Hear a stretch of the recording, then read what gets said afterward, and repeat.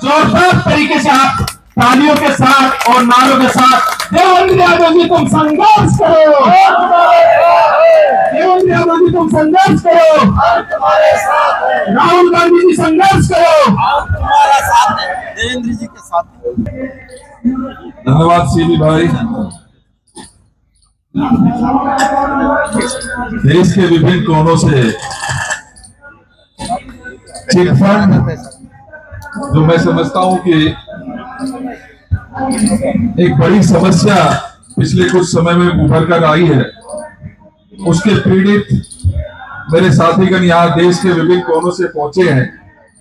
मैं आपका दिल्ली की धरती पर स्वागत करता हूं और आपके संघर्ष को मैं सलाम करता हूं कि 2016 से आप चैन से बैठे नहीं हैं, लगातार अपना संघर्ष जारी रखे हैं। इसके लिए मैं आपको साधुवाद भी देता हूं, मुबारकबाद भी देता हूं और मैं ये समझता हूं कि आपकी ये लड़ाई ऐसे जाया नहीं जाएगी। लेकिन ये बात भी सच्चा है, जैसा कि सीबी भाई कह रहे थे, आप लोग अपनी ताकत को नहीं पहचान पा रहे हो। मात्र एक कंपनी PACL के पीड़ित लोग यहां पर 6 करोड़ इस देश की धरती पर मौजूद हैं और अगर हम सभी चिटफंड की बात करें तो 30 से 40 करोड़ लोग। हमें और आपको इस बात का आज अंदाजा नहीं है, लेकिन मैं ये बात मानता हूं कि आप अपना पैर जहां रख दें, इस देश की राजनीति उस तरीके से चलेगी। लेकिन आप लोग अपनी ताकत को पहचान लीजिए। हम कई बार आगे बढ़ते हैं, संघर्ष करते हैं, लेकिन अंदर ये चोट रहता है, अंदर ये डर रहता है कि मेरे साथ कौन चला। मैं आपसे आज ये आह्वान करने के लिए आया हूं, इंतजार मत करिए कौन चला कौन नहीं चला। आप जो स्वयं पीड़ित लोग हैं, अगर वो अपनी जिम्मेदारी निभाते हुए अपने हक की लड़ाई को लड़ने के लिए एक एक भी चलेंगे तो इस पूरी दिल्ली में जगह नहीं मिलेगी आपके खड़े होने की। आप लोग जानते हैं पिछले कुछ सालों से, जब से भारतीय जनता पार्टी सरकार में आई है, इस देश के लोकतंत्र को कमजोर करने का लगातार वो काम कर रही है। और आपके मामले में भी मैं ये बात इसलिए कह रहा हूं कि सुप्रीम कोर्ट आपके हक में खड़ी होती है, आपके फेवर में ऑर्डर देती है, लेकिन फिर भी आपको न्याय नहीं मिलता। क्यों नहीं मिलता भाई? वो इसलिए नहीं मिलता क्योंकि आज की जो सरकार है वो जन विरोधी है। वो मात्र चंद व्यापारी वर्ग के लोगों को ऊंचा उठाने की कोशिश कर रही है और वही बड़ा कारण है कि आज देश में लगातार अमीरों की और गरीबों के बीच की खाई लगातार बढ़ती जा रही है।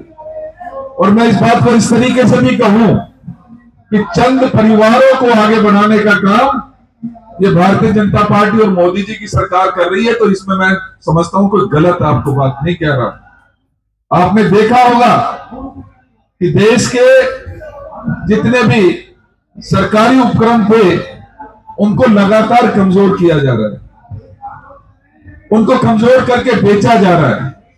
आज चाहे एयरपोर्ट हो, आज चाहे पोर्ट हो, आज रेल हो, हवाई जहाज हो, सभी को प्राइवेटाइज करके कुछ चंद लोगों को बेनिफिट देने की कोशिश की जा रही है। मैं आपको ये बात इसलिए कह रहा हूं कि इस लड़ाई में अगर कोई आपका मजबूती के साथ हाथ पकड़ सकता है और इस देश के लोकतंत्र को बचाने की जो लड़ाई मजबूती के साथ लड़ रहा है, तो वो माननीय राहुल गांधी जी है। और राहुल गांधी जी ने, आपको याद कर लीजिए, 2019 में भी आप इसी तरीके से यहां पर आए थे और माननीय राहुल गांधी जी ने एक बात की थी आपके बीच ये संदेश भेजा था, आपको ये कहा था कि 2019 में हमारी सरकार आएगी और आते ही पीएसीएल के जितने भी हमारे जो पीड़ित लोग हैं उनको न्याय देने का काम कांग्रेस की सरकार, इंडिया गठबंधन की सरकार 6 महीने के अंदर देने का काम करेगी। लेकिन जैसा कि मैं पहले भी कह रहा था, आप अपनी ताकत को अभी कम आंक रहे हैं। आपके हाथ में आज भी वो ताकत है कि किसी भी सरकार को बना सकते हो और उसको गिरा सकते हो, लेकिन इस बात का फैसला आपको स्वयं लेना पड़ेगा कि आपके हकों की लड़ाई कौन लड़ सकता है, मजबूती के साथ आपके साथ कंधे से कंधा मिलाकर कौन चल सकता है। और मैं इस बात में कहने में मुझे कोई संकोच नहीं कि पिछले सालों में अगर किसी ने गरीबों के हक की लड़ाई को लड़ने का काम किया है, अगर किसी ने संविधान को बचाने का काम किया है, तो माननीय राहुल गांधी जी के नेतृत्व में आज इंडिया गठबंधन मजबूती के साथ वो काम कर रही है, चाहे वो सड़कों पर हो और चाहे वो पार्लियामेंट के अंदर हो। आप लोगों ने थोड़ी सी ताकत देने का काम किया, पार्लियामेंट में इंडिया गठबंधन को मजबूत किया, कांग्रेस को 100 सीटें देकर पार्लियामेंट भेजने का काम किया। लगातार माननीय राहुल गांधी जी के नेतृत्व में हमारे सभी एमपी जो भी जन विरोधी कानून लाने की कोशिश की जाती है उसको तुरंत उसके ऊपर कार्रवाई करते हुए मजबूती के साथ पार्लियामेंट में आवाज उठाते हुए उन कानूनों को निरस्त करवाने का काम माननीय राहुल गांधी जी के नेतृत्व में हुआ है। मैं आप लोगों को ये वादा करने आया हूं, माननीय राहुल गांधी जी का संदेश देने आया हूं, माननीय खड़गे जी का संदेश देने के लिए आया हूं कि आप अपनी लड़ाई जारी रखिए। आपके साथ कंधे से कंधा मिलाकर चलने के लिए कांग्रेस तैयार है, हर क्षेत्र में तैयार है, चाहे वो छत्तीसगढ़ हो, चाहे वो राजस्थान हो, चाहे वो दिल्ली हो या तमिलनाडु हो। हम आपके साथ कंधे से कंधा मिलाकर चलने के लिए तैयार हैं। आप लोग अपनी लड़ाई को मजबूत करिए। इस तरीके के आज आप एकमात्र ऐसे कोई पीड़ित नहीं है। आज देश में हजारों हजार, लाखों लाख, करोड़ों करोड़ ऐसे पीड़ित लोग इस देश में अपने हकों की लड़ाई लड़ने का काम कर रहे हैं। मैं आप सभी को यही कहना चाहता हूं और ये बात का संदेश देना चाहता हूं कि आप अपनी लड़ाई को इसी तरह जारी रखिए। हम आपके साथ कंधे से कंधा मिलाकर चलने के लिए तैयार हैं।